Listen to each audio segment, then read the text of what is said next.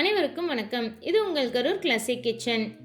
மழையில் சளி பிடிச்சா அதுக்கு கை வைத்தியம் பண்ணுவோம் வீட்டில். அந்த மாதிரி ஒரு மருத்துவ குணம் கொண்ட துவையல் தான் இந்த வெற்றிலை துவையல். வாங்க எப்படி செய்யலாங்கிறத பார்க்கலாம்.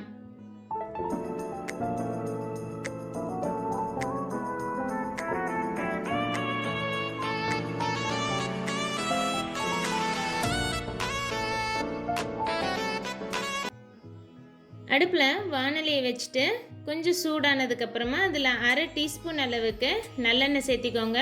எண்ணெய் காஞ்சதுக்கப்புறம் 2 டீஸ்பூன் அளவுக்கு உடைச்ச உளுந்து, 2 டீஸ்பூன் அளவுக்கு பச்சைக்கடலை பருப்பு, ரெண்டையும் சேர்த்தி நல்லா பொன்னிறமாக வறுத்து எடுத்துக்கணும். அடுப்பை சிம்மில் வச்சு பொறுமையாக வறுத்துக்கோங்க. பருப்பு தீஞ்சிடக்கூடாது. பருப்பு நல்லா பொன்னிறமானதுக்கப்புறமா வாசம் வரும். அந்த அளவுக்கு வறுத்ததுக்கப்புறம் நம்ம இன்றைக்கி இதில் 3 காஞ்ச மிளகாய் ஆட் பண்ணிக்கலாம். உங்களுக்கு எந்த அளவுக்கு காரம் வேணுமோ அந்த அளவுக்கு மிளகாய் ஆட் பண்ணிக்கோங்க. ஒரு கைப்பிடி அளவுக்கு சின்ன வெங்காயம் சேர்த்தி நல்லா வதக்கி விட்டுக்கோங்க.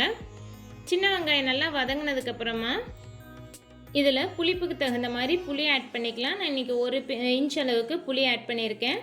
புளியை சேர்த்துட்டு அடுப்பை ஆஃப் பண்ணிவிட்டு அந்த சூட்லேயே தேங்காய் துருவல் ஆட் பண்ணிக்கலாம். நான் இன்றைக்கி ஒரு 4 டேபிள் ஸ்பூன் அளவுக்கு துருவின தேங்காய் சேர்த்திட்டு அந்த வெங்காயம் பருப்பு கூட தேங்காய் நல்லா கலந்து விடுங்க.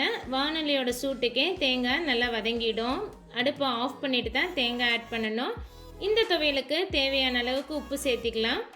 இது கூட நான் இன்றைக்கி 4 வெற்றிலை அலசி எடுத்து வச்சுருக்கேன். அதை கிள்ளி வெத்தலையும் சேர்த்திக்கோங்க. அடுப்பை ஆஃப் பண்ணதுக்கப்புறம் தான் தேங்காயும் வெத்தலையும் சேர்த்தணும்.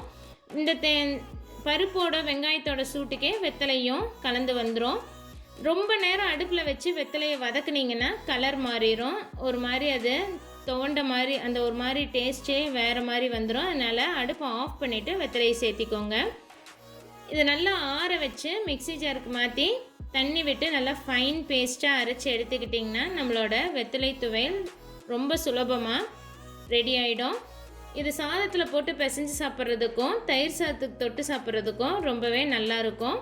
குழந்தைங்களுக்கு சளி பிடிச்சிருந்ததுன்னா இந்த துவையல் செஞ்சு கொடுத்து பாருங்கள். கண்டிப்பாக இதில் இருக்கிற மருத்துவ குணங்கள் சளியை குறைச்சிரும்.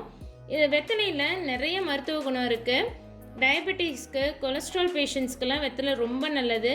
வாய் புண், குடல் புண் இருந்தாலும் புண்ணெல்லாம் ஆற்றும்.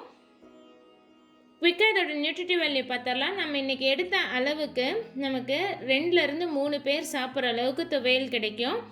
நான் இன்றைக்கி அந்த வேல்யூ தான் உங்களுக்கு இங்கே ஷேர் பண்ணியிருக்கேன். கண்டிப்பாக நீங்களும் இந்த டிஃப்ரெண்ட்டான ரெசிபியை உங்கள் வீட்டில் ட்ரை பண்ணி பார்த்துட்டு எப்படி வந்திருக்குங்கிறத மறக்காமல் எனக்கு கமெண்ட் பண்ணுங்கள்.